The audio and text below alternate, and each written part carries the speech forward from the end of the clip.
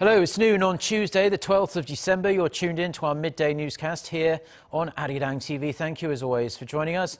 I'm Mark Broom. So let's start with President Moon Jae-in's highly anticipated state visit to China.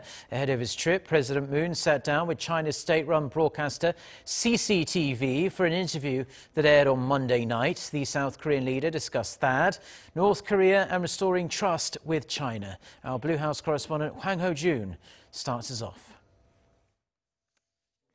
Restoring bilateral trust.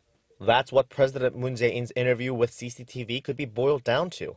He stressed that trust is the objective of his third bilateral summit with his Chinese counterpart since taking office, even citing a Chinese proverb, first time a stranger, next an acquaintance, a third time a lifelong friend.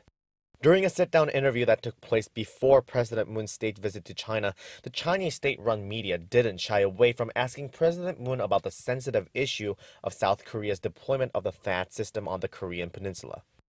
그래서 사드 문제는 별개로 해결해 나가면서 양국 간의 경제, 문화 또는 정치, 안보 President Moon re-emphasized that South Korea's decision to deploy THAAD is inevitable due to the need to defend the country from Pyongyang's nuclear and missile provocations.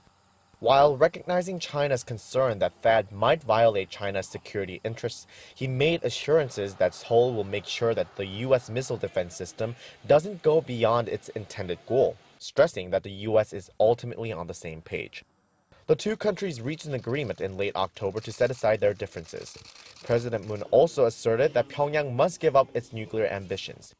He said it is delusional for North Korea, a small country with an economy that is lagging behind, to think it can protect its security only with nuclear weapons, and that only peace and cooperation between the two Koreas that can guarantee North Korea's security.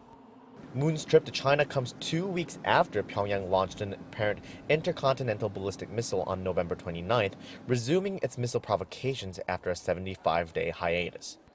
Hwang Hojun, Arirang News.